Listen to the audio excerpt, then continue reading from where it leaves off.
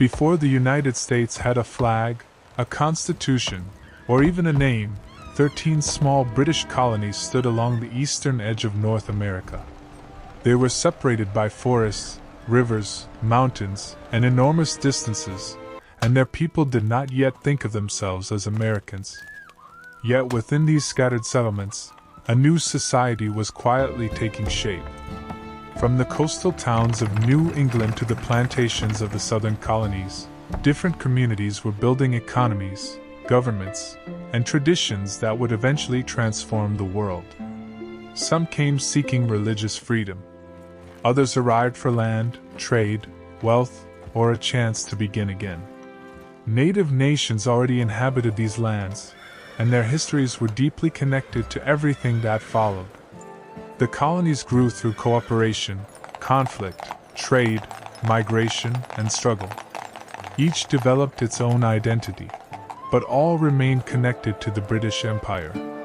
Britain controlled their trade and claimed ultimate authority over their governments, while generations of colonists became increasingly accustomed to managing many of their own affairs.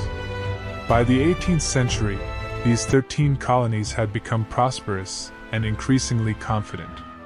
They were still British subjects, but they were developing something different, a shared experience that would eventually unite them against the empire they once called home. The story of America did not begin with a declaration of independence. It began much earlier, in 13 colonies that slowly learned how to survive, govern themselves, and imagine a future of their own. The 13 colonies did not appear as one united nation. They emerged gradually over more than a century, shaped by different people, environments, economies, and ambitions.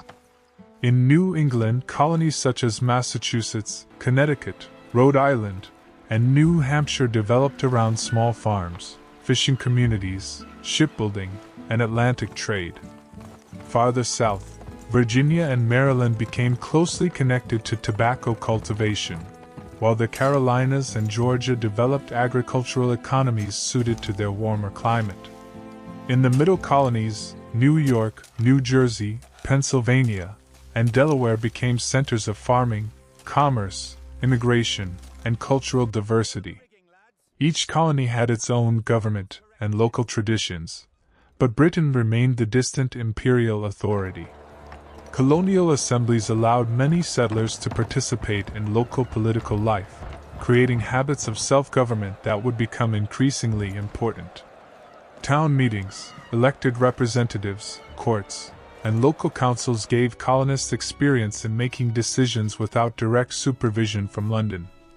But colonial society was far from equal. Wealthy landowners held considerable influence. Enslaved Africans were forced into labor. Indentured servants worked under harsh contracts, and Native American nations faced growing pressure as European settlements expanded into their ancestral lands. These contradictions would remain deeply embedded in colonial America. Still, population and trade continued to grow. Ports became busier, farms expanded, roads connected settlements, and new generations were born who had never seen Britain. They were legally British subjects, but their daily lives were becoming distinctly American. The 13 colonies were still separate worlds, yet beneath their differences, a shared colonial identity was slowly beginning to emerge. By the early 18th century, life in the 13 colonies was changing rapidly. Small settlements were becoming permanent towns, busy ports, and expanding farming communities. In New England, families depended on farming, fishing, shipbuilding, and trade, while the Middle Colonies became centers of agriculture and commerce. In the South, tobacco, rice, and other crops shaped the economy and created large plantations. Colonial towns were filled with craftsmen, merchants, sailors, farmers, and laborers. Yet daily life remained difficult. Most people worked from sunrise to sunset, and homes were usually simple. Education was limited for many families, and political power was largely held by property-owning men. Enslaved Africans were forced to work throughout the colonies. while Native American nations faced increasing pressure as settlements expanded onto their lands. New immigrants also arrived from Britain and other parts of Europe, bringing different languages, religions, customs, and traditions. Colonists still considered themselves British subjects, but distance from London gave them increasing freedom to manage local affairs. Town meetings, elected assemblies, courts, farms, businesses, and churches became familiar parts of colonial life. By the middle of the 18th century, the 13 colonies were no longer fragile settlements. They had become growing societies with their own economies, traditions, and political expectations.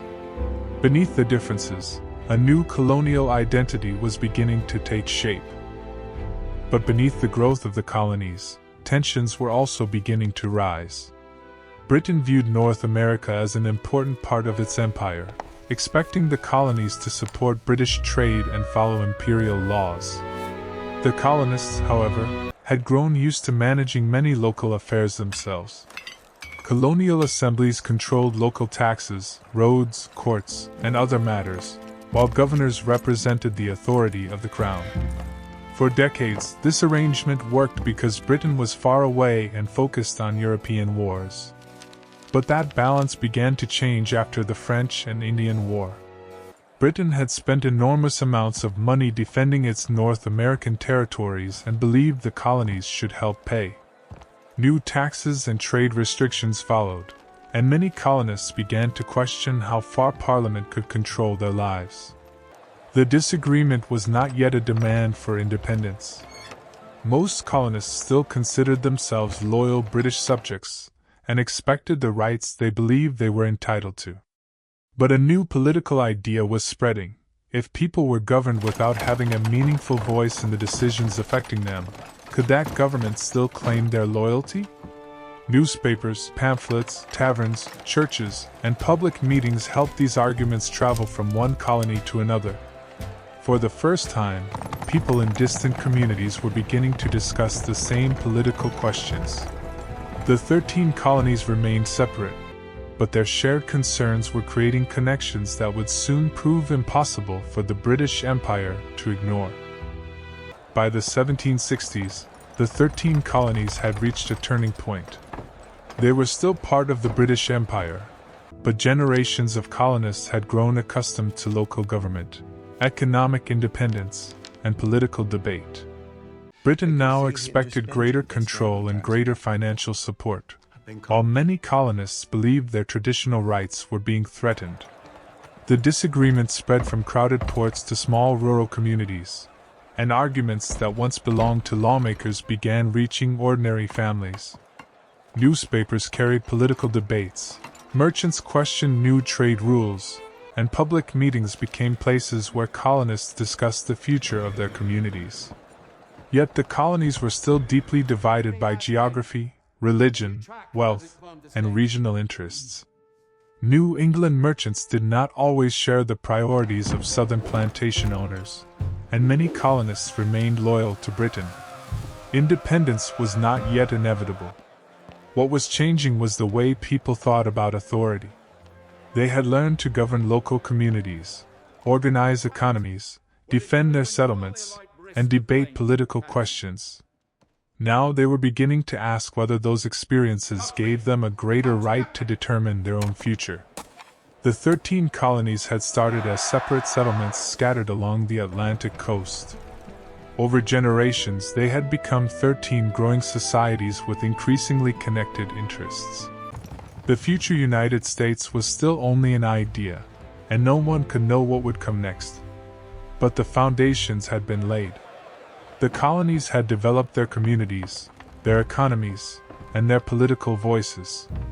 Soon, those voices would be tested by events that would transform a collection of British colonies into a new nation.